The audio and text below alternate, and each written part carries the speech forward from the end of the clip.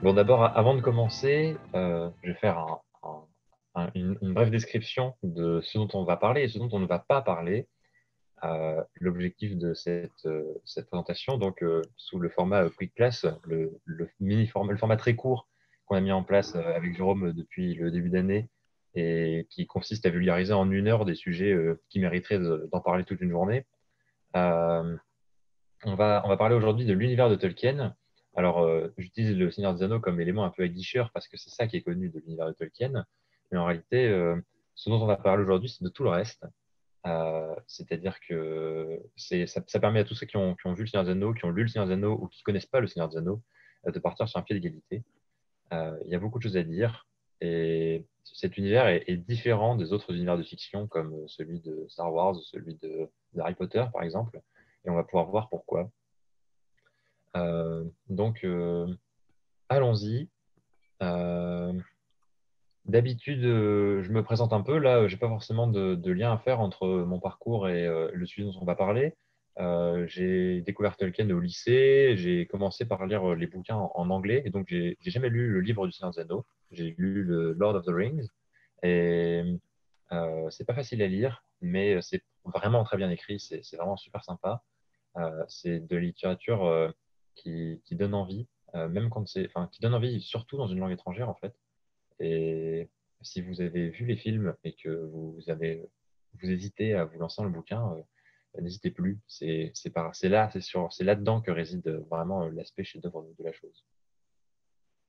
Euh, et sinon, bah voilà, Tolkien, c'est un peu l'incontournable pour tous les fans des jeux de rôle. Et donc, c'est un peu ça qui a participé à me permettre de plonger là-dedans. Euh, On va commencer. D'habitude, je mets une diapo. Hop, je mets une diapo d'une slide entre mon plan et la présentation de la Quick Class. Et exceptionnellement, aujourd'hui, on va s'arrêter un peu dessus. Cette image, c'est la couverture du livre Le Hobbit, qui a été imaginé par Tolkien. Et elle dit beaucoup plus de choses sur Tolkien que. Elle dit tout ce que je vais dire après. Elle dit beaucoup plus de choses qu'elle en a l'air. C'est une couverture sympa pour un bouquin pour enfants, on le devine. Accessoirement, c'est travaillé. On comprend tout de suite que le personnage, en plus de savoir bien écrire, c'est a priori bien dessiné. Moi, je ne sais pas faire ça. Et surtout, il donne beaucoup plus d'informations que ce qu'on peut voir là. Si je devais lire le titre, je pourrais lire The Hobbit, euh, or There and Back Again, Being the Record of the Years. Et ces informations-là sont cachées en fait autour de l'image. C'est pas mieux si je la mets en noir. Voyez-vous ce bandeau vert qui entoure la couverture? Ça fait bien partie de la couverture à l'origine. C'est le projet qui a été proposé à l'éditeur la première fois. Euh, on reconnaît un truc en bas à gauche. Il y a 5 symboles après les deux premiers qui ressemblent beaucoup à Hobbit, à l'exception que le O supposé, c'est plus un F qui est tombé dans les escaliers. Euh, et on peut deviner qu'il y a quelque chose. Et effectivement, si on isole cette série de caractères, donc on a la chance d'avoir de grands fans sur Internet qui ont fait des polices qui reprennent les runes écrites par Tolkien, et qu'on utilise un alphabet équivalent, on peut les traduire. Et sur cette couverture du premier livre de Tolkien, euh, en fait, on trouve déjà, on plonge déjà dans le monde qu'il a créé avec cette histoire. Le livre tel qu'il est vendu donc au grand public, c'est un livre avec une page de couverture, un auteur, un titre et un éditeur. Et en fait, la véritable information tout autour raconte un peu ce qu'il a envie d'expliquer. C'est-à-dire, là, j'ai recopié les 3 autres bords. Et quand on les traduit, on peut lire Journey made by Bilbo Baggins of Hobbiton, compiled from his memoirs by J.R.R. Tolkien and published by George Allen and Unwin Ltd. Et en fait, euh, ce qu'il dit en substance là, c'est que c'est pas lui l'auteur, il se contente de rassembler les mémoires de Bilbo et que c'est Bilbo, le héros, qui raconte et qui écrit ce livre. Et ça place ce bouquin, qui est une aventure de fiction fun. On a une sorte de mise en abîme, on passe de bah voilà, c'est les histoires écrites par Tolkien à c'est les histoires écrites par le personnage inventé par Tolkien. Et elles sont rapportées par lui et à plusieurs reprises dans les différents éléments de l'univers qui entourent ces histoires-là, on va pouvoir voir que, par exemple, Bilbo, quand il raconte le Hobbit, finalement, il ne dit pas toujours la vérité. Des fois, il embellit un peu certaines choses. Et c'est une sorte de trait d'écriture qu'avait Tolkien au début, qu'il a réexploité après, quand il a approfondi son univers. Et voilà, je trouve que c'est très évocateur, en fait, de ce qu'est cette histoire. Euh, les livres grand public, euh, dès le début, dès la couverture, euh, en disent beaucoup plus long que ce que le commun des mortels ne peut y voir. Sur ces bonnes paroles, lançons-nous. Euh, il y avait l'année dernière, à la Bibliothèque nationale de France, une exposition qui a duré longtemps, euh, sur Tolkien, Voyage en Terre du Milieu. Et c'est un peu cette expo qui m'inspire cette présentation d'ailleurs. C'est une expo qui ne porte pas sur le Seigneur des Anneaux, mais bien sur Tolkien.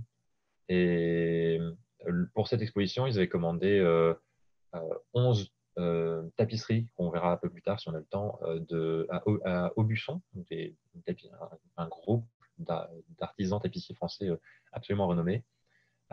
L'exposition était sublime sur toute la durée de l'expo, donc d'octobre à février. J'avais demandé au gardien, parce que j'y suis allé moi-même en fin janvier, il y a dû y avoir 2 ou 3 fois où il n'y avait pas la queue jusqu'au bout, où les gens ne faisaient pas un minimum 2 heures de queue pour pouvoir rentrer. C'était carton plein systématiquement et ça valait le coup. C'était vraiment incroyable. On avait rassemblé des illustrations, des documentations d'un peu partout. Il y avait un travail d'analyse de l'œuvre qui était absolument fantastique et c'était vraiment génial. Et donc on va en parler un peu. Euh, j'ai le catalogue de cette exposition. Je m'en serais bien servi pour préparer cette classe, mais je ne l'avais pas avec moi dans la capitale. Euh, donc on va commencer en parlant de Tolkien. On va prendre un peu de temps pour aller Tolkien parce que c'est un personnage impressionnant, euh, qui est décédé en 71, donc qui nous est presque contemporain. Et ensuite, on va parler un peu de l'univers qu'il a créé et éventuellement à la fin des choses qu'on connaît et du Seigneur des Anneaux. Donc j'ai 3 diapositives sur l'histoire de Tolkien, 3 grands moments de sa vie, euh, sur lesquels chaque fois je me focalise sur une thématique particulière. Là, en l'occurrence, quand il était enfant, donc il naît en 1892 en Afrique du Sud, à l'époque ça s'appelait pas comme ça, c'est la République d'Orange, je crois, à Bloemfontein, qui est aujourd'hui la capitale de l'Afrique du Sud. Mais il ne restait pas très longtemps. Il y était parce que son père avait un travail là-bas. Finalement, sa mère supporte pas beaucoup le climat. Lui non plus. Donc, il décide de rentrer en Angleterre. Et à son retour en Angleterre, il apprend son père qui devait donc les rejoindre plus tard, meurt d'une maladie infectieuse, comme on en connaissait beaucoup à l'époque, et ne les rejoindra jamais.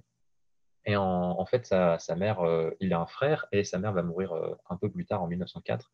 Et donc, à l'âge de 12 ans, si je ne me trompe pas, il est orphelin avec son frère. Il est placé en famille d'accueil. Il a quand même des oncles et tantes, il y a de la famille en Angleterre, mais il ne va pas grandir avec ces personnes-là. Et ça influence beaucoup son histoire.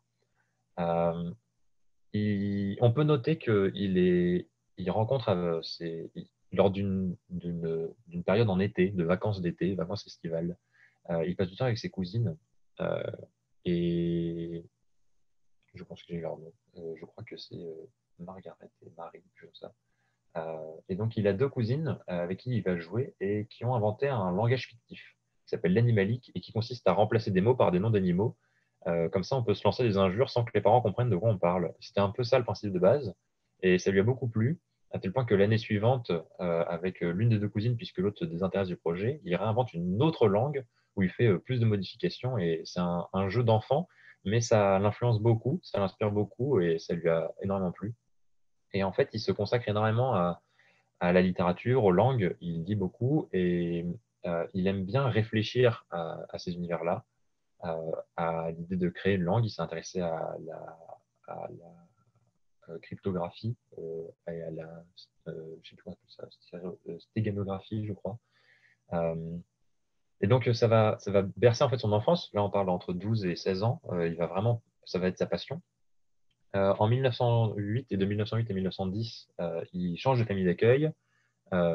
Et dans sa nouvelle famille d'accueil, il y a une autre personne qui est accueillie, qui est une jeune femme du nom d'Edith Bratt, dont il tombe amoureux et il l'épouse en 1916. C'est toute cette partie-là de la jeunesse, c'est une jeunesse, on va dire, un peu classique, quoique il est quand même orphelin. Mais c'est un moment où il a beaucoup de rêves et où il va se plonger, il va se découvrir des passions dans ce genre de domaine, se plonger dans l'invention d'univers, l'invention d'une langue, l'invention d'un alphabet, l'invention d'histoires. Et il va beaucoup les rapporter aux histoires réelles et aux histoires qu'il va éventuellement vivre. Quand il entre à Oxford en 1911, après avoir raté une première fois pour essayer d'entrer, il décroche une bourse. Euh, il arrive à rentrer là. Il fait des études on dit, en littérature classique, je crois, des études classiques, donc qui portent sur le latin, le grec, la philosophie et l'histoire classique. Et il prend une spécialité en grammaire gothique et il va aussi étudier le finlandais et la mythologie nordique. Et c'est des domaines, il va étudier ça pendant toutes ces années à Oxford, 5 ans si je ne me trompe pas, jusqu'au début de la Première Guerre mondiale. Il ne part pas à la guerre comme la plupart des autres. D'ailleurs, les gens avaient envie de participer à ça. Et lui, il fait un peu le choix de ne pas partir pour finir ses études et partir après. Et il finit ses études, il rate d'ailleurs son premier examen, il change d'orientation pour en passer un second qui est plus consacré à certaines langues et justement à l'étude de la philologie, un terme que je ne connaissais pas et qui consiste en gros à faire de l'analyse de textes anciens en comparant les sources pour faire une sorte d'analyse critique des traductions réalisées et de la compréhension de ces textes. Et donc ça le passionne et il se réoriente en quelque sorte. Et finalement, il réussit, il sort d'Oxford avec les honneurs et il s'engage dans l'armée. Il s'engage dans l'armée en 1915. Au moment où il fête ses 21 ans, il reprend contact donc, avec Edith Bratt, il lui demande de l'épouser. À cette époque-là, elle avait un peu coupé les ponts et finalement, elle décide de rompre ses fiançailles et de changer de religion pour se marier avec lui, ce qui est quand même assez fou. Il se marie en 1916. Euh, un peu après leur lune de miel, il est envoyé au front. Et 5 mois plus tard, après s'être beaucoup promené, puisqu'en fait son régiment se déplace énormément, mais n'est pas souvent en première ligne, il tombe malade et il rentre en Angleterre où il va rester jusqu'à la fin de la Première Guerre mondiale. Et pendant cette année de convalescence, en 1917, il va beaucoup écrire, notamment écrire l'une des premières histoires qui est rapportée ensuite dans l'univers général de la Terre du Milieu, qui s'appelle La chute de Gwendoline. À partir de 1917, donc, il a une vie d'adulte. Il aura 4 enfants en tout. Il est maître de conférence à Leeds en 1920. À noter que de 1919 à 1920, il a comme travail de réécrire les définitions des mots qui commencent par W dans le dictionnaire de la langue anglaise. Il participait à un grand projet sur ça au sein de son université. Donc c'est assez rigolo de se dire qu'il a écrit les définitions de ces mots. Enfin, moi, ça me fait sourire. Euh, il est donc maître de conférence à Leeds, mais c'est un peu loin de chez lui. En 1925, il y a une place qui se libère à Oxford, une chaire, donc un truc vachement important. Sachant qu'Oxford, c'est une université quand même, enfin, j'ai peut-être un peu sous-estimé la chose, c'est une des plus vieilles du monde. Elle a plus de 950 ans. Aujourd'hui, il y a 23 000 étudiants à Oxford. La ville contient 38 collèges. Donc lui, il était enseignant au Pembroke College, mais c'est une sacrée institution. Donc, il a la chance d'avoir une chaire à Oxford. Il va y travailler toute sa vie en tant qu'enseignant en anglais, en vieil anglais. Et à partir du moment où il rentre dans la vie active, il va reprendre certains de ses travaux, mais avec un autre regard, euh, d'autant qu'il avait continué des textes. En fait, il a beaucoup écrit pour le plaisir, mais donc il y a chez lui, il devait y avoir plein de feuilles de papier volantes, en fait, et il décide de mettre tout ça en forme à- au début de sa carrière en fonction des aléas de la vie et des moments où il est particulièrement occupé par son job d'enseignant ou ses conférences qu'il donne, il va mettre ça de côté. Mais c'est sa passion et donc il va rencontrer d'autres auteurs, il va avec des amis discuter de ses textes. En 1926, on cite 2 événements marquants. Une lettre qu'il envoie à un ancien de ses professeurs, M. Reynolds, dans laquelle il évoque une esquisse en fait, où il explique tout ce qu'il a imaginé au niveau mythologie pour l'univers qu'il avait commencé à créer. Et de cette esquisse, il va écrire plus tard l'ouvrage du Silmarillion, qui est un peu l'ouvrage de référence de l'univers étendu du Terre du Milieu. Et il va rencontrer en 1926 C.S. Lewis, qui est l'auteur des Chroniques de Narnia. Et ça n'a pas l'air grand-chose comme ça, mais c'est deux personnes qui sont particulièrement douées au niveau de leur talent d'écriture. Et ils vont beaucoup échanger l'un et l'autre, ils vont beaucoup se critiquer et partager leurs idées sur leur propre texte pour en faire quelque chose de bien et aussi pour se supporter. Lewis, par exemple, envoie, lorsqu'il reçoit les premiers contes de Tolkien, envoie des félicitations et dit qu'il attend la suite avec impatience et ça motive énormément Tolkien à écrire plus. Euh, Dans les années qui suivent, il continue à écrire et il travaille beaucoup. On note en 1928 des vacances d'été où il va faire de la peinture et il est très doué au niveau du dessin. C'est quelque chose qui tenait de sa mère. Et on le voit, tout à l'heure, je montrais l'illustration de la couverture du Hobbit. Il a illustré la plupart des éléments qu'il a fait et c'est tout à fait pratique pour bien comprendre l'univers dans lequel on se plonge parce que, au vu de la quantité d'informations, ça manque clairement de ce genre de choses. En 1930, il écrit Le Hobbit. On ne sait pas trop quand, parce que c'était à la base une histoire parmi tant d'autres pour ses enfants. Sauf qu'en 1937, 7 ans plus tard, donc, une de ses anciennes élèves vient le voir. Elle travaille aujourd'hui dans une maison d'édition. Et je ne sais pas trop quel est l'objet de sa visite, mais elle apprend en tout cas l'existence de ce livre qu'elle consulte, qui lui semble absolument fantastique, et elle encourage vivement Tolkien à le publier. Ce qu'il va faire, et il va aller voir donc George Allen et Unwin et il va faire publier le Hobbit, qui va être un succès dans le monde de la littérature pour jeunesse. Et immédiatement, ses éditeurs vont lui demander, mais qu'avez-vous fait d'autre? On veut publier le reste. Ils vont lire tout ça. Ils vont dire, bon, écoutez, c'est vraiment bien. Par contre, on ne va jamais publier ça parce que c'est indigeste au possible, on ne peut rien en faire. Donc, écrivez-nous autre chose. Et en 1937, Tolkien dit, bah, d'accord, ok. euh, D'autant que ça fait plaisir aux gens, je vais faire autre chose. Je vais faire Le Seigneur des Anneaux. Il se lance là-dedans. À côté, il continue à travailler. Il y a différentes péripéties.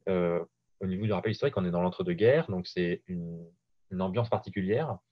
Au début de la Seconde Guerre mondiale, il a écrit 300 pages et il s'attend à en écrire encore au moins 200 au vu de l'ampleur de ce qu'il est en train d'écrire par rapport au Hobbit. Au final, c'est plus de 1100 pages, hein, le Seigneur des Anneaux. C'est tellement indigeste que ça a posé beaucoup de problèmes de publication. Mais l'histoire est géniale. Et c'est plus du tout le Hobbit. Il y a une grande différence en termes de type d'écriture entre les deux. Le Seigneur des Anneaux, c'est 3 volumes super longs, super bien écrits. Enfin, j'ai trouvé que c'était absolument merveilleux le style littéraire, alors que le Hobbit, c'est beaucoup plus approprié pour les enfants. C'est beaucoup plus sympa comme lecture du soir. C'est pas vraiment le cas du Seigneur des Anneaux. En fait, Tolkien écrivait d'ailleurs que à son éditeur, qui lui faisait remarquer que ce style avait évolué, il lui disait mais le style a évolué, les lecteurs aussi. Finalement, en 36, quand le Hobbit est publié, bah voilà, il s'attend à publier tardivement le Seigneur des Anneaux. Il s'est dit les lecteurs grandissent et moi aussi je grandis. Euh, la guerre éclate, il est relativement privilégié, il ne va pas se battre à cette époque-là, il reste enseignant. Par contre, ses enfants vont se battre. Son fils Miguel va être mitrailleur sur des avions, donc c'était un peu flippant. Et son fils Christopher part en Afrique du Sud pendant toute l'année 1944. C'est important pour lui parce que Christopher Tolkien, c'est quelqu'un qui a beaucoup compté dans l'écriture du Seigneur des Anneaux par la suite. Euh, il s'est intéressé à ce que faisait son père et ils ont beaucoup échangé ensemble sur la direction qu'allait prendre l'histoire. Et en 44, par exemple, en un an, donc, à peine plus d'un an, on compte une correspondance de 83 lettres entre Christopher Tolkien et son père pour échanger, pour se donner des nouvelles, mais surtout pour parler de la progression du Seigneur des Anneaux. Entre 44 et la fin de la guerre, il y a toute la famille Tolkien qui a une contribution sur l'écriture de ça. La petite dernière, Priscilla, qui a, je crois, 12 ans à l'époque, écrivait à la machine à écrire, recopiait à la machine à écrire les manuscrits de son père. En 49, le livre est fini. Donc 12 ans après le début, le livre est fini. En gros, l'histoire est là. En tout cas, Tolkien a trouvé la fin. Il sait comment ça va se terminer. Euh, Content d'avoir fini son truc, ils décident, bon, maintenant que j'ai fait un truc génial, il faut que je revienne au fondement et je vais essayer de mettre de l'ordre dans ces idées. Parce qu'en plus, je me fais vieux et ce serait pas mal de faire quelque chose, de donner un cadre à tout ça. Et en fait, il faut attendre 5 ans de plus pour que Le Seigneur des Anneaux soit publié parce que il n'a pas réussi à le faire publier. C'était un très très gros livre. En réalité, Le Seigneur des Anneaux, c'est pas 3 livres, c'est 6 livres qui sont regroupés par 2 dans chaque tome. Et c'était vraiment énorme. les éditeurs n'avaient pas les moyens de produire autant en prenant autant de risques si ça ne se vendait pas. Je regardais les chiffres des éditions, des vagues de mise dans le commerce, de mise en commerce. Ça ne dépassait pas les 17 000 exemplaires imprimés, mais donc c'est des montants on n'écoule pas ça en supermarché, en fait. C'était une mécanique beaucoup plus traditionnelle où on imprimait moins, il fallait que ça parte. Sinon, on avait un problème de trésorerie. Donc, il n'a pas été publié. Une autre édition, la maison d'édition Collins, lui a proposé de le publier. Pendant près de 2 ans, ils en ont parlé et finalement, ça ne s'est pas fait. Donc, ça a posé beaucoup de soucis. Et entre 1954 et 1955, il prépare la publication du Retour du Roi. Et en fait, même lui, il a du mal et il n'est pas prêt.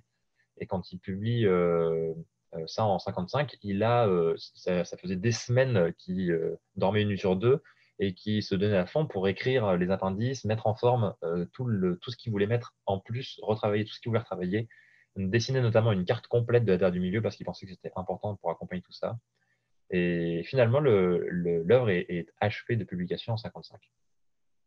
Cette œuvre, c'est l'œuvre qu'on connaît tous, mais pour Tolkien, c'est rien du tout. C'est une aventure qui se déroule dans son univers, mais lui, il a un univers à faire vivre derrière. Et si la publication prend autant de temps, c'est aussi parce que Tolkien n'en démordait pas au début. Il voulait publier l'univers du Seigneur des Anneaux avec un livre qui serait le Silmarillion et qui expliquerait, ou au moins avec ses premiers contes, qui expliquerait dans quel univers ça se passait, parce que tout ce qui est beau avec le Seigneur des Anneaux, c'est l'univers dans lequel ça se passe. Et sa maison d'édition a jamais dit oui parce ils sont toujours partis du principe que ça ne plairait pas, que c'était trop documentaire et que c'était pas du tout une aventure. Effectivement, le Silmarillion, c'est tout une aventure. C'est limite d'un autre monde. Mais c'est pas forcément palpitant, il n'y a pas forcément de romance ou de trucs comme ça. Parfois, c'est juste, il y a un aspect livre d'histoire. Donc, il ne voulait pas faire une publication conjointe, d'autant qu'il pensait que c'était trop risqué. Et Tolkien lâche avant l'année donc 54 et il accepte de publier ça séparément. Finalement, c'est un peu. En fait, il dit bah, plutôt que de choisir entre tout ou rien, on va faire la moitié, on va publier juste Le Seigneur des Anneaux, mais au moins ce sera publié. Maintenant que c'est écrit, autant que ça serve. Et au pire, le Silmarillion ne sera pas publié, et puis tant pis. Et effectivement, il va travailler tout le restant de sa vie, il prend sa retraite, je crois, en 58. Tout le restant de sa vie, il travaille sur l'univers étendu. Il essaye de mettre en forme, de retravailler les textes qu'il a écrits étant plus jeune, d'expliquer tout ce qu'il n'a pas eu le temps d'expliquer, tout ce qu'il a imaginé, qu'il a dans sa tête, de le coucher sur le papier. Il va notamment essayer de retravailler, il dit dans les dernières années de sa vie, dans les années 70, à une époque où il est d'ailleurs très très bien, enfin, il était à fond dans son projet jusqu'au dernier jour. Il est mort d'un truc, une maladie gravissime qui est survenue en quelques jours à peine. Mais sinon, il continue son projet. Pour les 10 années qui suivent, il n'y a pas de problème. Et donc, il est vraiment prévu de continuer à travailler sur ça. Et il était triste de ne pas avoir le temps, notamment de mettre plus à plat la grammaire et les préceptes de base de la langue elfique qu'on abordera dans un instant.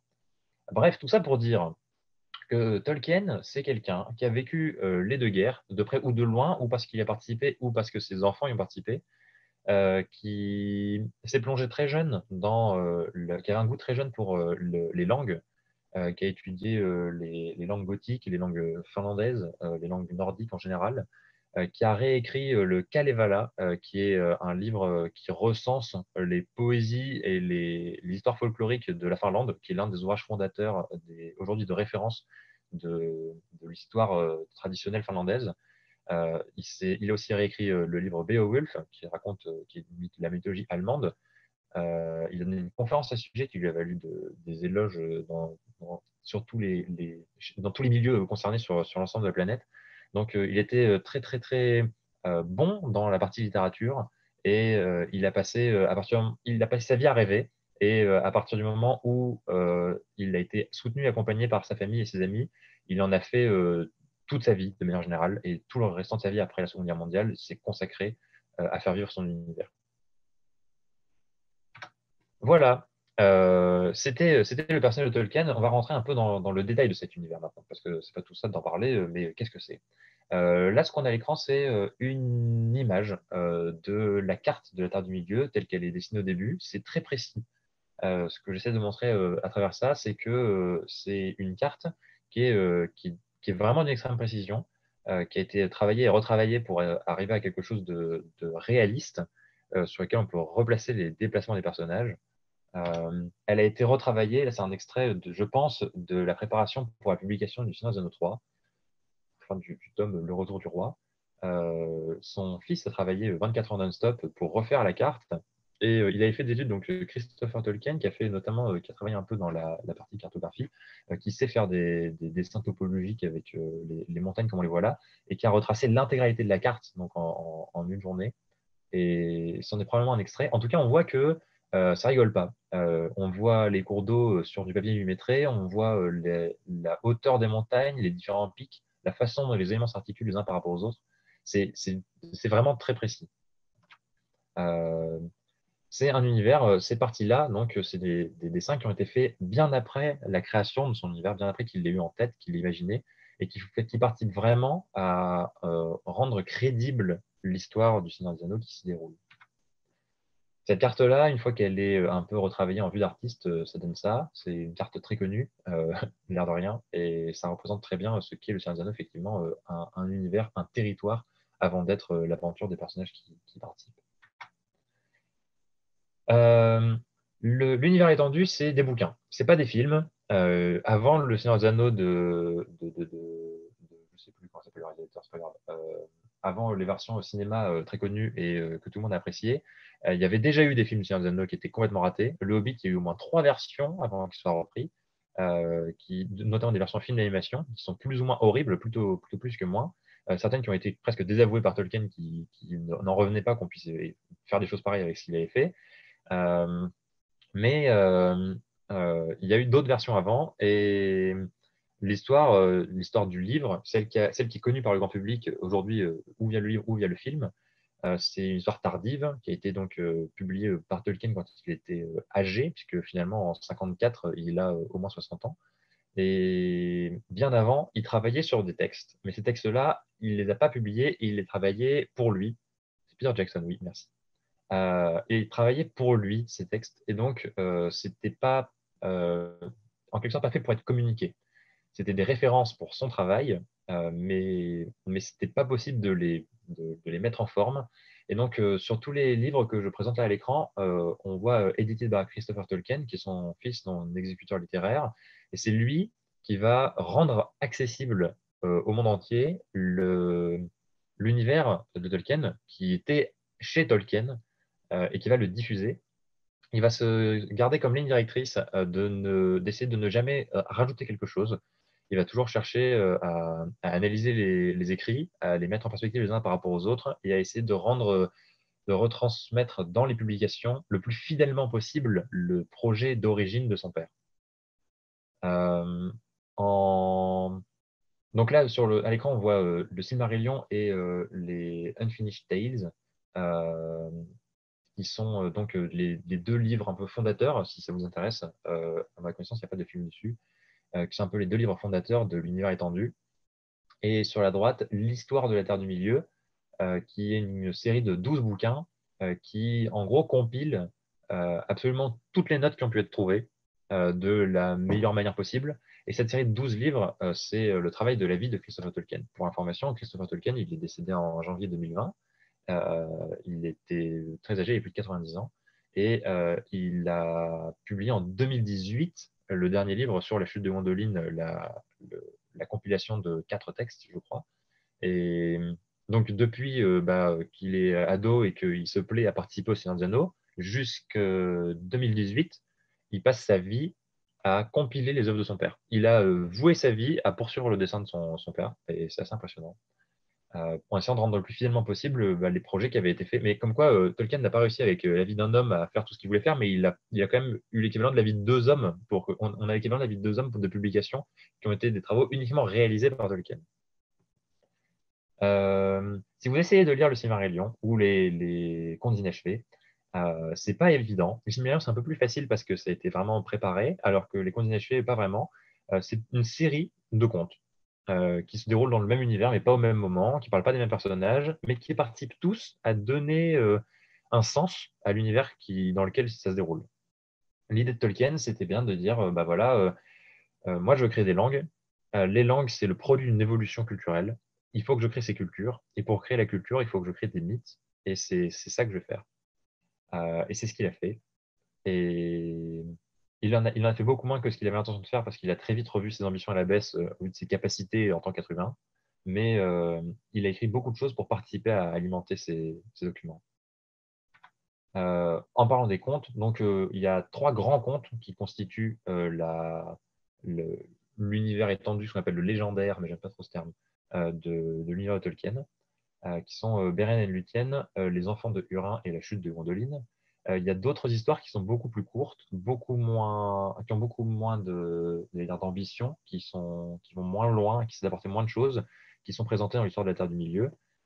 Mais ça, c'est vraiment les 3 textes fondateurs de l'univers de la Terre du Milieu. Et quand on dit fondateur, enfin, c'est 3 histoires complètes avec énormément d'informations. Et elles se déroulent toutes dans l'univers du Seigneur des Anneaux, mais à 6000 ans du Seigneur des Anneaux, en gros. Donc, c'est pas le même monde, même si ça se passe au même endroit. Euh, Avant de passer à la partie chronologie, je voudrais m'arrêter un peu, revenir sur cette histoire de langue, parce qu'effectivement, le Seigneur des Anneaux, ça existe, et plus que le Seigneur des Anneaux, l'univers qu'il a créé existe pour les langues. Je ne passerai pas la petite vidéo sur le côté, mais je vous invite grandement à aller l'écouter si vous en avez la possibilité. C'est Tolkien qui parle l'elfique, donc il a inventé une langue, inventé la calligraphie qu'il faut pour l'écrire, proposé plusieurs dialectes et associé à chaque mot, chaque type de façon d'écrire, de parler, une élocution, une mise en forme, quelque chose, un vocabulaire qui va pouvoir se lire et qui aura une certaine façon de se lire. En ça, il s'inspire énormément donc, des langues nordiques, mais pour autant, l'elfique est une langue à part entière, et ça rentre dans la catégorie des langues imaginaires, mais c'est vraiment très avancé. Il y a des personnes qui se sont un peu spécialisées dans la traduction, la lecture elfique dans le domaine fantaisiste parce que c'est rigolo. Surtout aux États-Unis, il y a des gens qui sont vraiment passionnés par ça. Mais Tolkien est allé très très très très loin et fournit tout ce qu'il faut pour pouvoir se passionner là-dedans. Là, en l'occurrence, j'ai quelques éléments à mettre en avant. Par exemple, l'alphabet. L'alphabet elfique, donc en fait, les caractères, c'est assez proche des réflexions qu'on peut avoir avec les langues, enfin, ou même avec notre alphabet à nous. Le Tengvar, c'est le nom des caractères, et on peut utiliser les caractères pour parler de différentes langues, de même qu'on peut utiliser l'alphabet pour parler anglais ou parler français. Et donc, l'une de ces langues est le Kenya. Mais en fait, il y en a plusieurs. Elles ont une racine commune, le Kendian, et il y a eu une sorte de schisme dans la façon de parler en fonction des mouvements de population elfe dans l'histoire de la Terre du Milieu, notamment avec les Sindarin, les Télérins et les Noldor, si je ne m'abuse. Et, oui, et le Noldorin.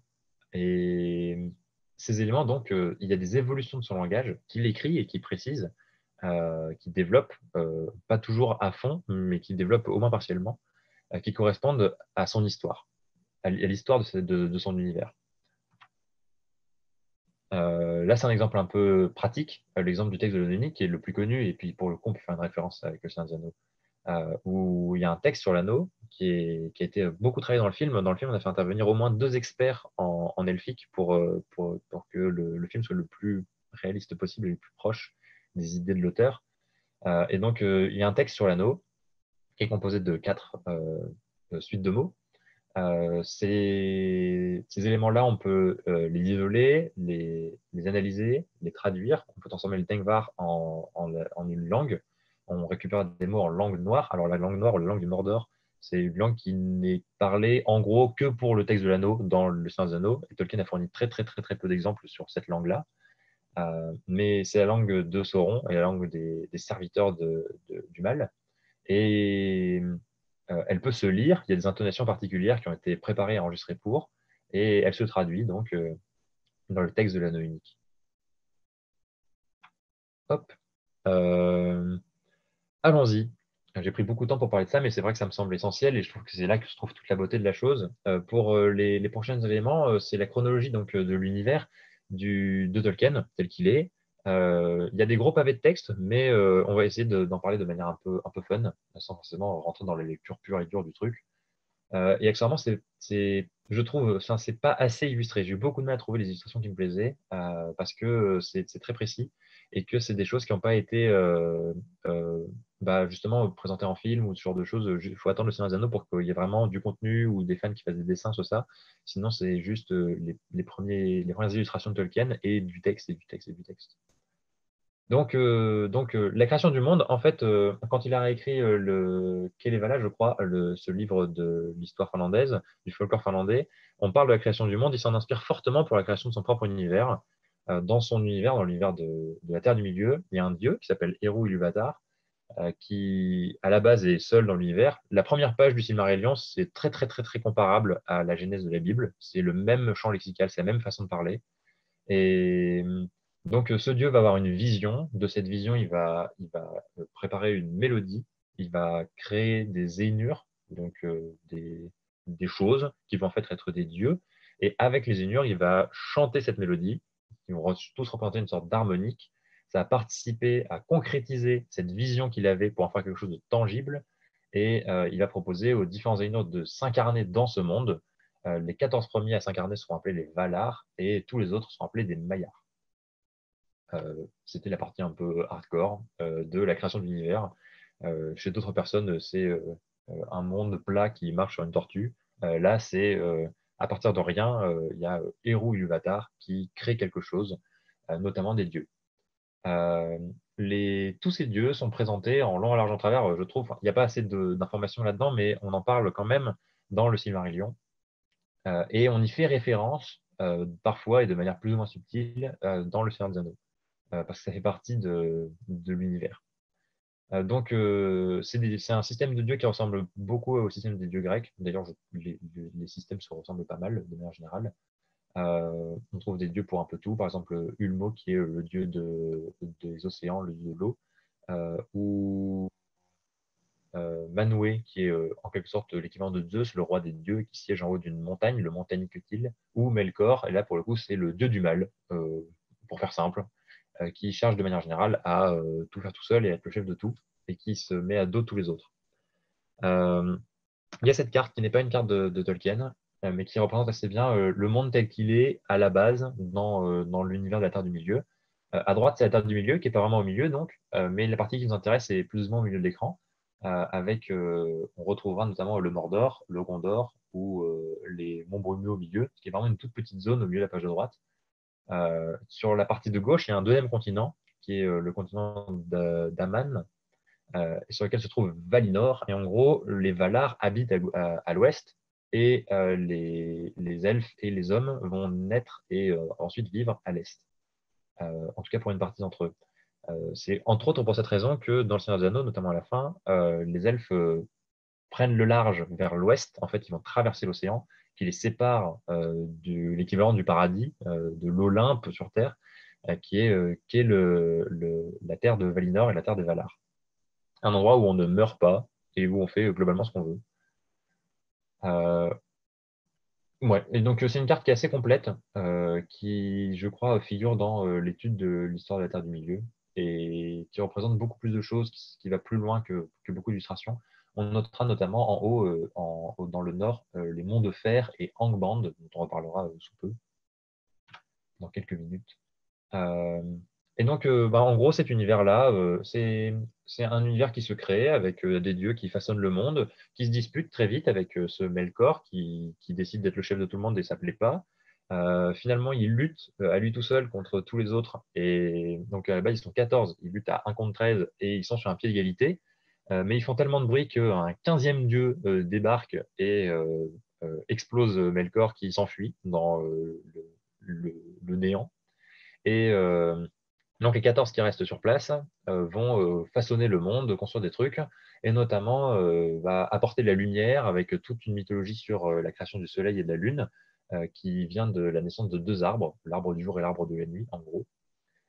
Et pendant qu'ils façonnent le monde, leur père, Eru Ilúvatar, décide de donner la vie. Notamment, il va créer deux espèces, les elfes et les hommes, et il va les plonger dans un profond sommeil et dire, bah voilà, Valar, préparez la planète pour l'éveil de mes enfants.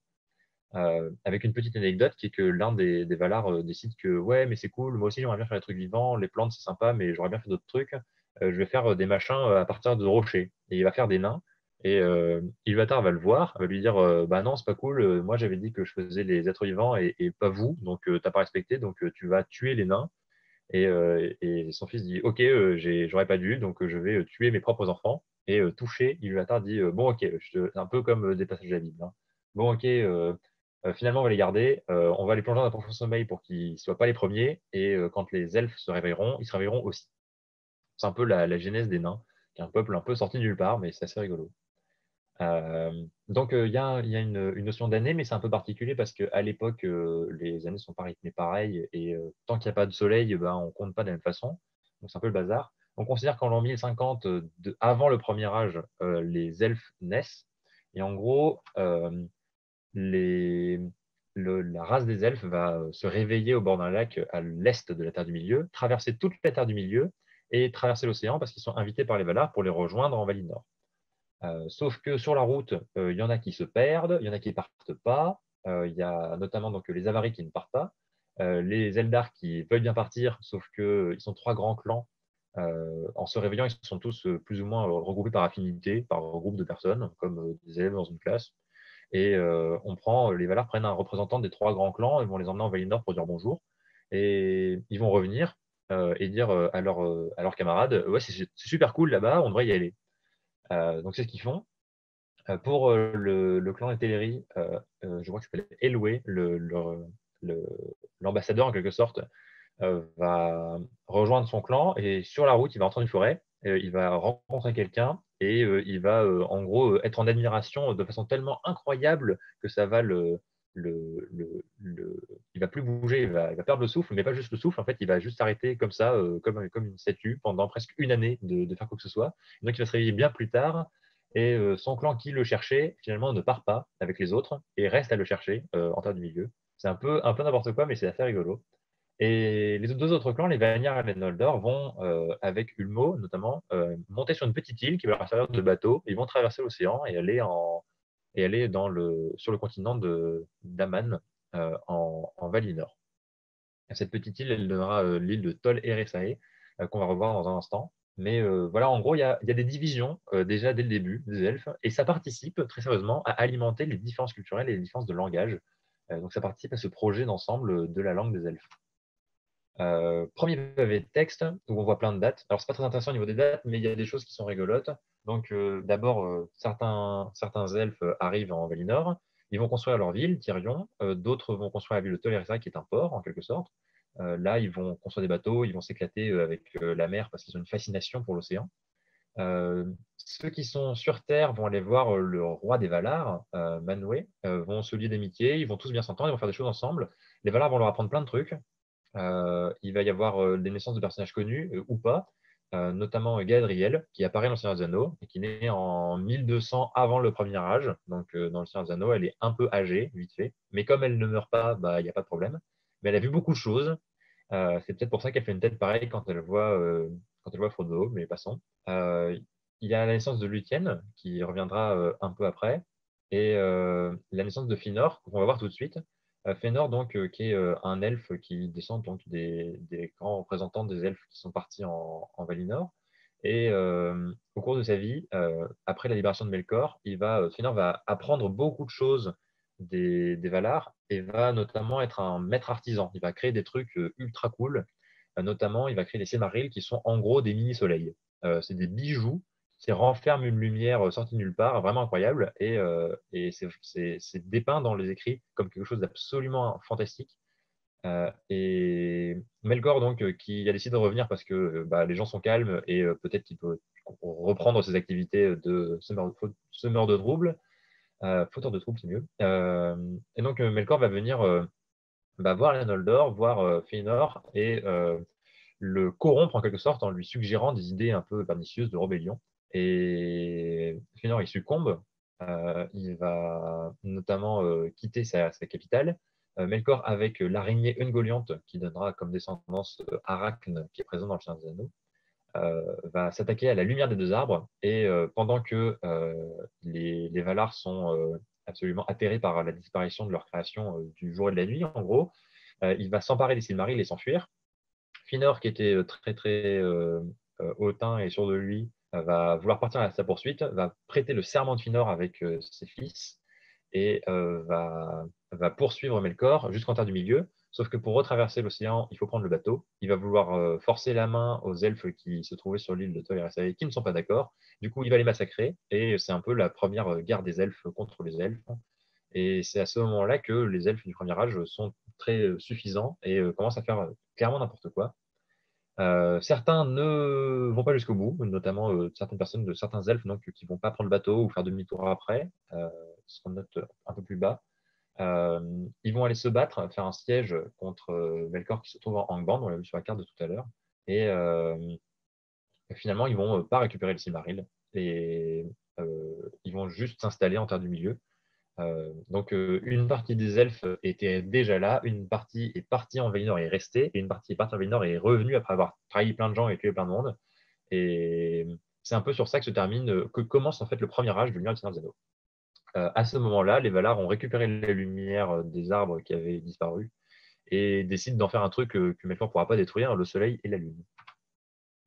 C'est plus ou moins illustré, pas beaucoup, je trouve, malheureusement. C'est pas assez illustré par les schémas de Tolkien. Par contre, il a fait des illustrations assez rigolotes. Là, par exemple, celle de gauche, c'est celle des enfants de Hurin, un conte dont on va parler maintenant tout de suite.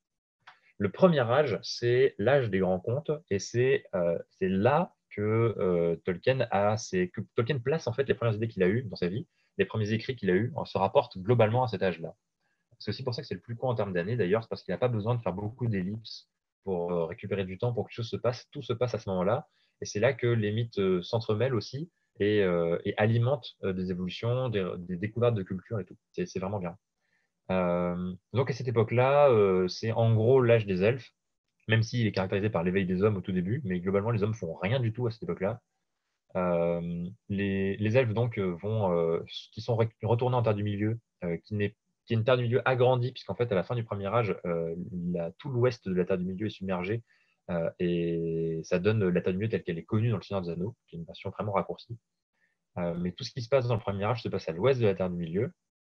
Et en fait, il y a plein de mondes. C'est là que se déroulent vraiment les trois contes. C'est-à-dire que on va avoir des personnages héroïques qui sont présentés dans les contes généralement éponymes. Euh, Ils vont notamment construire des refuges à la suggestion du Valar des océans, Ulmo. Ils vont le faire pas forcément sans pour savoir pourquoi, mais finalement ça va venir assez vite. Les premiers elfes en fait sont pas assez forts et succombent globalement au dessin un peu pernicieux de Melkor. Et comme ils ont trahi tout le monde pour aller récupérer leurs trucs qu'ils n'ont pas réussi à récupérer, les Valar les renient un peu et en ont un peu rien à faire de leur destin. Donc c'est un peu les hommes contre les dieux. Les hommes se sentent un peu autosuffisants, perdent et ils en subissent les conséquences. Euh, c'est globalement tout ce qui est expliqué là, avec tout un système d'histoire, avec notamment, par exemple, les enfants de Hurin, qui est donc l'un des trois grands contes. Les enfants de Hurin, le Beren et Lúthien et la chute de Gondolin. Les enfants de Hurin, c'est l'histoire de Turin, qui a donc deux enfants qui sont maudits par Melkor et qui vont en gros détruire absolument tous les projets positifs qu'ils tentent de faire. Et ça va se solder par la chute de la ville de Nargothrond, qui était l'un des derniers refuges des elfes. L'histoire de Beren et Lúthien, c'est une histoire beaucoup plus positive, où Beren, qui est un homme, tombe amoureux d'une elfe. C'est la première grande histoire d'amour homme-elfe. Et ils vont partir récupérer l'un des Silmarils en Angband, dans une épopée épique écrite sous la forme de vers. Donc c'est très sympa à lire. Et la troisième, c'est l'histoire de la chute de Gondolin. Et la chute de Gondolin, c'est un peu la fin en fait de l'âge des elfes. C'est le dernier refuge qui était planqué. Et finalement, il ne subsiste pas et c'est détruit par la trahison de quelqu'un. Donc, il y a vraiment cet aspect, les premières histoires qui, en fait, pourraient constituer des romans à elles toutes seules et qui ne sont pas du tout exploités, qui n'ont pas été publiés, qui ne sont pas du tout exploités auprès du grand public pour participer à l'image du Seigneur des Anneaux. Notamment parce qu'à l'époque, c'était pas rédigé, c'était pas complet et c'était pas possible de le présenter comme ça. C'est ce à quoi Christopher Tolkien s'est employé tout au long de sa vie. Donc il y a beaucoup de choses à dire sur ce premier âge et vraiment je trouve que c'est le plus palpitant, le plus passionnant parce que ces trois grands contes sont excellents.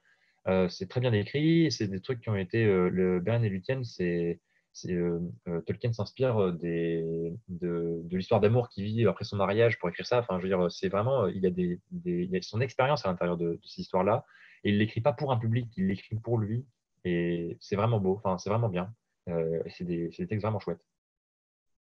Il faut beaucoup exploiter. Là, c'est une carte pour bien se rendre compte de ce dont on parlait tout à l'heure, où ça se passe. En fait, le premier âge se passe dans un endroit qui a complètement disparu et qui est complètement submergé en bleu, là, et qui donne après de la place pour le Seigneur des Anneaux, plus tard, la zone de droite. En gros, il y avait un plan pour la première fois pour ce qu'il voulait faire au début. Et puis, quand il a écrit l'Hobbit et qu'il a essayé de le rattacher à son monde précédent, il a dit bah, ça va se passer un peu plus à l'est et il va y avoir une sorte de truc qui s'est submergé. Et puis il était beaucoup dans cet aspect submergé des choses, puisque à ce moment-là, il écrit une histoire qui ressemble qui se termine un peu enfin à la Atlantide, où il y a une île et puis ça sombre sous les eaux. Et il va reprendre ce principe-là pour faire disparaître le premier âge en quelque sorte.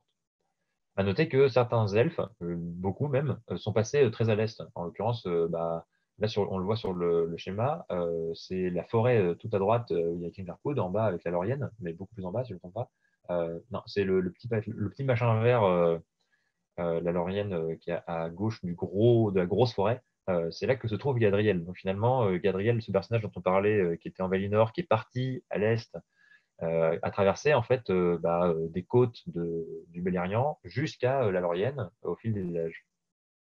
Il y a eu beaucoup de chemin pour cette personne. Le deuxième âge, on va pas forcément en parler beaucoup, mais c'est l'âge des hommes. En gros, certains hommes ont participé à la bataille de fin du premier âge, et pour les remercier, on leur donne une île et on leur propose de s'installer dessus. Ceux qui n'y vont pas sont en gros des peuplades barbares dans la terre du milieu, et ceux qui y vont passer pendant 3500 ans, des années où ils vont gagner en savoir, ce genre de choses, et vont aussi être les victimes des machinations de Sauron. Alors au début, Sauron se contente de s'attaquer aux elfes en terre du milieu. C'est à cette époque qu'ils vont forger les anneaux de pouvoir, dont l'anneau unique, l'anneau du Seigneur des Anneaux. Et en fait, sa trahison passe pas vraiment inaperçue. Il se fait détecter en quelque sorte tout de suite. Il fait quand même des choses chouettes avec ses anneaux, puisqu'à ce moment-là, il les donne aux différents rois. Et ça plonge les rois des nains dans la folie, ça transforme les rois des hommes en Nazgûl, mais les elfes se laissent pas faire et l'envoient balader.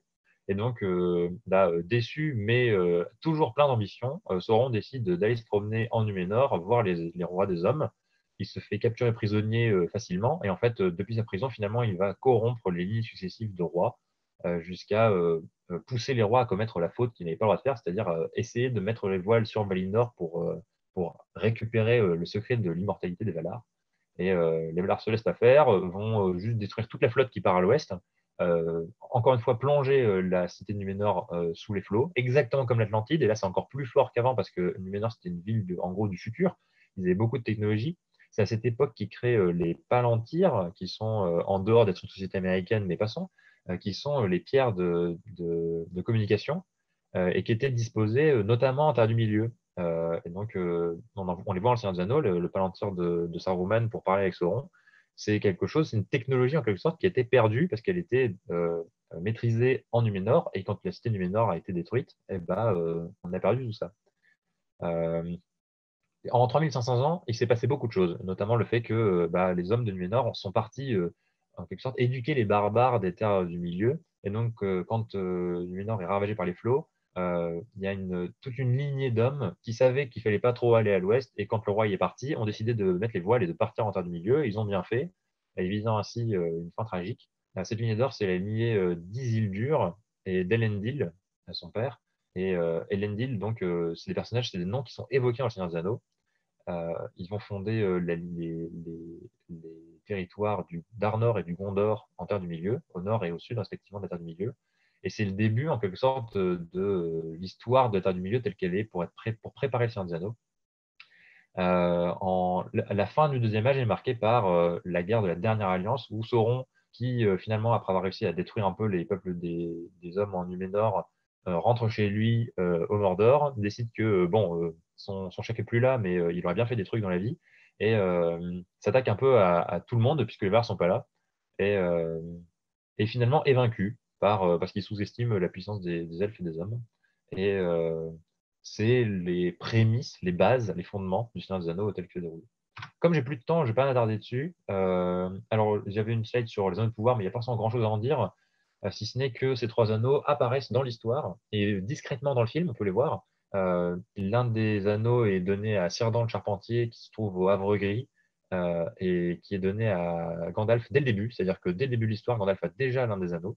Il lui a été donné avant, puisque Gandalf est donc là depuis un moment dans la Terre du Milieu pour le troisième âge. L'anneau de l'eau est donné par Gadriel, et Gadriel le donne à Gandalf, en fait, juste avant que Gandalf le Blanc, qui est allé voir Gadriel, ne vienne dire coucou à Aragorn et compagnie en forêt de Fangorn. Et l'anneau d'Elrond est donné à Gandalf en même temps que Gandalf s'en va à la toute fin du Seigneur des Anneaux. Ce qui fait que Gandalf fait quitter les trois anneaux de la Terre du Milieu. Il retire les anneaux de la portée de Sauron. Et de toute façon, Sauron est détruit, mais donc il fait disparaître cet aspect-là. À la fin du Seigneur des Anneaux, il n'y a plus d'anneaux. Quelques tapisseries, quelques éléments d'illustration. C'est vraiment très joli. Mais c'était difficile à mettre en forme. L'illustration de gauche illustrait notamment le Hobbit et celle de droite, le Seigneur des Anneaux. C'est des dessins qui avaient été faits par Tolkien bien avant. À noter que l'illustration de Rivendell s'inspire directement de paysages que Tolkien a vus en Suisse. Il y a beaucoup de choses dans les livres du Seigneur des Anneaux ou dans l'histoire de Tolkien qui sont inspirées de sa vie directe. Donc là, voilà, il y a une région montagneuse en Suisse, c'est très montagneux de manière générale, une région où on a cette vue. Et Tolkien a vraiment partagé des choses qu'il a vécues. Anecdote aussi sur ce voyage en Suisse, à un moment il tombe il se balade sur un flanc de montagne, il glisse, et il y a une sorte de mini avalanche, des boulements de rochers, et il faillit laisser sa peau. Cette histoire-là apparaît très clairement dans Le Seigneur des Anneaux, dans Le Hobbit, lorsque Bilbo quitte la Moria et se casse la figure sur un éboulement rocheux. Donc il y a beaucoup de choses qui sont des clins d'œil comme ça. Et là, cette vue-là de Rivendell, fond de combe en français, c'est une vue qui lui inspire directement des paysages suisses. Mais passons. Je ne vais pas du tout rentrer dans les détails de ce gros pavé de texte parce que ce n'est pas du tout appétissant. Mais ces éléments-là, ces éléments qu'on retrouve dans le Seigneur des Anneaux, le Seigneur des Anneaux donc, qui se passe en l'an 3000 du troisième âge. Le troisième âge, c'est une excuse pour donner un cadre à ce livre qu'est le Seigneur des Anneaux, parce qu'il fallait l'écrire, parce que les gens avaient envie de le lire, parce qu'il y avait un public, et donc c'est pour répondre à un besoin des lecteurs. Mais ce n'est pas nécessaire dans l'univers à l'origine. C'est un challenge qui se fixe aussi parce que ça lui plaît. On n'écrit pas 1100 pages juste pour faire plaisir aux gens. Mais en même temps qu'il écrit ce bouquin, qui se passe donc en l'an 3019, euh, il invente les 3000 années qui précèdent pour essayer de lui donner une place et un contexte dans le monde qu'il avait créé. Cette partie du troisième âge-là, donc les éléments que j'ai entourés, c'est le Hobbit et le Seigneur des Anneaux. Cette partie du troisième âge, il y a beaucoup de choses à en dire. Elle est beaucoup moins difficile à exploiter que le premier âge. Et un très bon exemple de ça, c'est le jeu vidéo Shadow of Mordor, qui a été un grand succès. D'ailleurs, il y a eu une suite avec je ne sais plus quoi, of War. Et donc, le Shadow of Mordor, c'est l'histoire d'un ranger du Gondor qui arpente le Mordor pour essayer de se venger aussi, qui incarne l'esprit de Celebrimbor et qui ralentit l'invasion, en gros la sortie du mal du Mordor et l'influence du mal sur le Gondor. Et c'est quelque chose qui est très présent, qui fait partie d'un état des lieux qu'on peut faire au début du Seigneur des Anneaux, mais qui se fait lentement et qui est expliqué au fil des années ici. Et, euh, et en fait, qui est exploitable. Et c'est vraiment bien que dans ce jeu vidéo, ils aient pu exploiter ces éléments-là, qui n'attendaient que ça, qui forment une super bonne base, qui ont fait plaisir à plein de gens, et qui pour autant ne sont pas le Seigneur des Anneaux, puisque en l'occurrence, Shadow of War, ça se passe peut-être 1000 ans ou 500 ans avant le Seigneur des Anneaux. Voilà, voilà. Euh, je vais finir sur les Istari. J'ai rien à dire si ce n'est Gandalf. C'est vraiment pour une anecdote. Quand on regarde le Seigneur des Anneaux, on voit un groupe de gens, un qui a l'air plus vieux que les autres, et Aragorn qui a l'air d'être en pleine forme. En réalité, Aragorn, c'est le descendant d'Elendil sur les terres d'Arnor, donc du Nord. Donc, il a le sang des Núménoriens, et donc il a une durée de vie d'à peu près 120 ou 140 ans. Et donc, quand il part à l'aventure, il a un truc genre 70 ou 80 ans. Et il a l'air pourtant d'un mec absolument en forme. Forcément, quand on prend les bons acteurs, ça fait ça, hein. Mais dans l'idée, il est particulièrement âgé. Et Gandalf, il n'est même pas âgé, il vient de la création de l'univers, puisque c'est un Maillard. Et donc, c'est l'un des demi-dieux qui est arrivé au tout début. Les Maillards, donc, qui ont un potentiel beaucoup plus limité que ceux des Valar et qui, en gros, on s'exprime dans certains domaines. Sauron était également un Maillard aux ordres du Valar Melkor. Gandalf est un Maillard qui respecte la volonté de Manwë, donc le chef des Valar. Et les Balrogs sont également des Maillards qui ont été pervertis par Melkor au tout début. Et donc on entend parler des Balrogs, par exemple, c'est un peu les soldats de Melkor dans la chute de Gondolin, dans le premier âge. Et celui qu'on voit dans Le Seigneur des Anneaux, c'est une référence énorme et évidente à 3 millions d'histoires qui précèdent, mais plus que ça, 6 millions d'histoires qui précèdent, en fait, aux 3 âges précédents. Ce Balrog, il sort de nulle part et on n'en verra plus d'autres. C'est parce que c'est l'un des restes, l'un des reliquats, des artefacts d'une époque révolue depuis 2 âges. Et donc Gandalf, il est envoyé en Terre du Milieu depuis Valinor, en l'an 1000 à peu près, accompagné de au moins 4 autres voyageurs. Parmi eux, Saruman et Radagast, et les 2 mages bleus, qui sont appelés les Istari bleus aussi, qui partent à l'est, et on n'a aucune idée de ce qu'ils sont devenus, mais dans la carte, on voit qu'à l'est, dès qu'on part en dessous du Mordor et plus à l'est, on se perd. Il n'y a rien, il y a pas trop d'infos. Il se passe des trucs, mais il n'y a pas trop d'infos. C'est là où se trouvent les Haradrim ou les Orientaux. Et donc, il se passe vraiment des choses, mais c'est en dehors des limites du monde connu, en quelque sorte. Mais voilà, Gandalf, donc, sans rentrer dans les détails pour pas surprendre ceux qui n'auraient pas l'occasion de lire ou de voir le film sur l'histoire de Gandalf, Gandalf est un Maillard, donc il ne meurt pas, éventuellement il se réincarne, et à la suggestion de Eru, quand il voit que Gandalf, qui était là en fait pour s'opposer à Sauron, est peut-être le seul à vraiment avoir participé à quelque chose, Eru lui propose de se réincarner sur place tout de suite, et d'avoir accès à plus de potentiel, plus de pouvoir en tant que demi-dieu. Voilà, voilà. Donc c'était l'anecdote sur Gandalf. Je crois que c'était bien pour finir parce que c'est un peu le personnage emblématique du Seigneur des Anneaux, Gandalf, mais on ne sait pas vraiment qui c'est. Et voilà, c'est un personnage qui sort pas de nulle part, qui est un peu plus intelligent que les autres parce que c'est un demi-dieu et qu'en fait, il est sur un pied d'égalité avec Sauron. Et quand il se bat contre le Balrog, il est aussi sur un pied d'égalité avec le Balrog. Voilà, en termes de façon d'être, de type de personne. Sur ce, j'ai un peu débordé. Je savais que j'allais vouloir dire beaucoup de choses. J'espère que c'était quand même pas mal, quand même intéressant, parce que l'air de rien, on n'a pas forcément beaucoup parlé des romans ou des aventures, plus de l'histoire de Tolkien et un peu de la chronologie de son univers, qui n'est pas forcément facile à décrire. En tout cas, d'écrire des livres, c'est rarement attrayant, rarement sympa. Donc là, bah, j'espère que notamment de voir ces quelques cartes et ces quelques dessins, ça vous aura permis de réaliser à quel point est-ce que le monde du Seigneur des Anneaux, c'est pas le monde du Seigneur des Anneaux, le Seigneur des Anneaux fait partie du monde de Tolkien en fait, et ce monde-là, c'est pas un monde qui est créé à partir de l'aventure de Frodo, contrairement à Harry Potter, qui est créé à partir de l'aventure d'Harry Potter.